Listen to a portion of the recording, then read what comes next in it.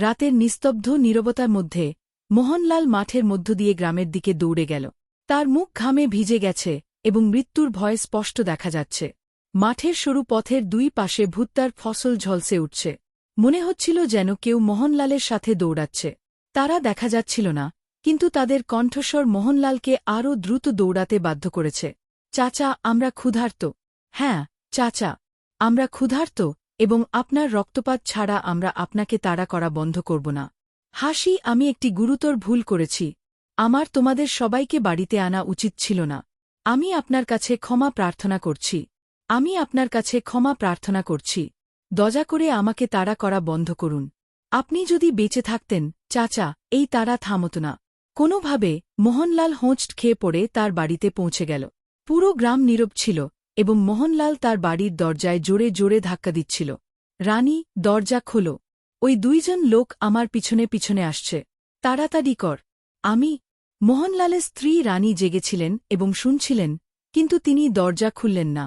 অবশেষে অনেকক্ষণ ধরে ধাক্কা দেওয়ার পর মোহনলাল এক হৃদয়বিদারক চিৎকার করে গ্রামের নীরবতা ভেঙে দিলেন। পরের দিন গ্রামবাসীরা মোহনলালের বিকৃত দেহটি তার দরজার কাছে পড়ে থাকতে দেখেন। কেউ তার দেহটি নির্মমভাবে ছিঁড়ে ফেলে খেয়ে ফেলেছে। রানী এবং মোহনলালের বাচ্চারা কাঁদছিল। এই ঘটনাটি প্রায় 2 মাস আগে ঘটেছিল। মোহনলাল ঋণের কারণে খুব কষ্ট পেয়েছিলেন। তিনি গ্রামের জমিদার এবং ব্যাংক থেকে প্রচুর টাকা ধার করেছিলেন। কিন্তু এখন পর্যন্ত সুদ এত বেশি হয়ে গেছে যে তার সমস্ত জমি বিক্রি করে দিলেও তা থেকে মুক্তি পাওয়া অসম্ভব। একদিন গ্রামের বাগানে হাঁটতে হাঁটতে তিনি তার বন্ধু সঙ্গমকে বলেছিলেন, সঙ্গম, আমি এত ঋণে ডুবে গেছি যে আমি কিছুই বুঝতে পারছি না। ঋণদাতারা আমাকে প্রতিদিন হয়রানি করে। আমি এত টাকা কোথায় পাব? আত্মহত্যা ছাড়া আর কোনো উপায় আমি দেখছি না। একটাই উপায় আছে, মোহন। কিন্তু কে জানে তুমি এটা করতে পারবে কিনা? কোনটা? তোমাকে ছাটিয়া মতিয়াকে তুষ্ট করতে হবে। তাহলে তোমার কাছে অন্ধ টাকা থাকবে। ছাটিয়া মতিয়া মানে ওই 2 সন্তানের ভূত। ওহো, এগুলো তো গল্প, সঙ্গম। আসলে এরকম কিছু নেই। ওহো, এটা সত্যি, মোহন। পাশের গ্রামের শ্মশানে এক পাগল বৃদ্ধ থাকে, যে ছাটিয়া মতিয়াকে তুষ্ট করে তার কাজ সেরে ফেলে। একবার আমার সাথে এসো। যদি তোমার টাকার সমস্যার সমাধান না হয়, আমাকে বলো। সঙ্গমের কথা শুনে মোহনলাল রাজি হয়ে যায়। তারা দুজনেই সেই রাতেই গরুর গাড়িতে করে অন্য গ্রামে চলে যায়। সঙ্গীত ও শ্মশানের ধারে একটি কুঁড়েঘরের ভেতরে ঘাটে এক পাগল বৃদ্ধ বসেছিল। মোহনলাল এবং সঙ্গম তার পাশে মাটিতে বসেছিল। মোহনলাল ইতিমধ্যেই বৃদ্ধকে তার পুরো গল্প বলে ফেলেছিল। এই কথা শোনার কিছুক্ষণ পরেই বৃদ্ধ তার নীরবতা ভাঙল।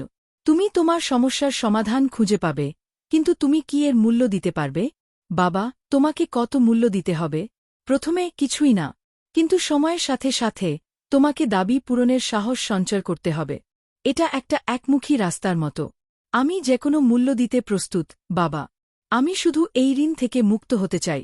তাহলে শোনো, সিয়া এবং মতিয়া ভাইবোন যারা শত শত বছর আগে মারা গেছে, কিন্তু তাদের আত্মা এখনও জীবন ও মৃত্যু মধ্যে আটকে আছে।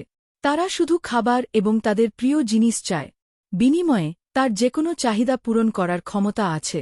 এর মধ্যে এত বড় কি? যদি আমি টাকা পাই, আমি খাবার এবং তাদের প্রিয় জিনিস স্তূপ করে দেব। এটা এত সহজ নয়। প্রথমে খেলনা, তারপর তোমার প্রিয় খাবার, তারপর মাংস এবং রক্ত, এবং অবশেষে তোমার প্রিয় রক্ত।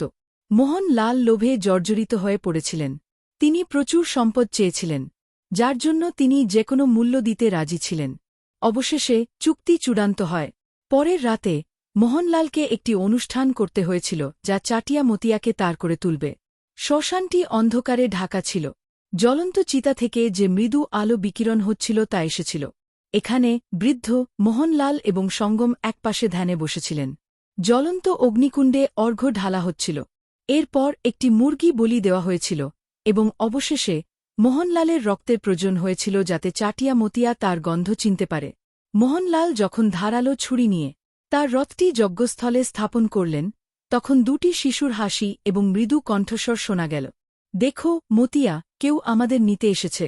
ও সঙ্গীত, এখন আমরা আমাদের প্রিয় মিষ্টি এবং খেলনা পাব, এবং গরম রক্ত এবং মাংস।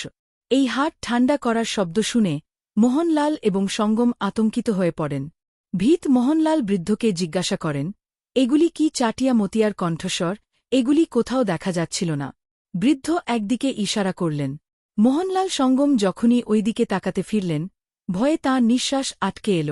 সাদা, পাতলা, সরু শরীর, লাল, শিয়ালের মতো চোখ, ধারালো দাঁত এবং কালো ঠোঁট, তারা সত্যিই ভ্যাম্পায়ার সাপকের মতো দেখাচ্ছিল।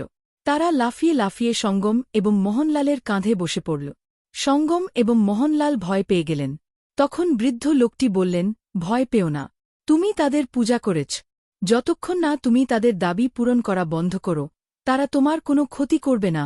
তারপর বৃদ্ধ লোকটি মোহনলালকে দুটি কালো পাথরের ফলক দিয়ে বললেন, আমার কথা মনোযোগ দিয়ে শোন। ঘরের কোথাও একটি ছোট মাটির ঘর তৈরি করো এবং খাবার ও জলের ব্যবস্থা করো।